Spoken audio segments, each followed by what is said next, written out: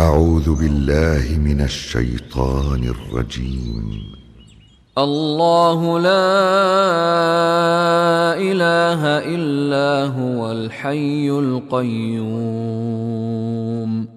لا تأخذه سنة ولا نوم له ما في السماوات وما في الأرض من ذا الذي يشفع عنده إلا بإذنه يعلم ما بين أيديهم وما خلفهم ولا يحيطون بشيء من علمه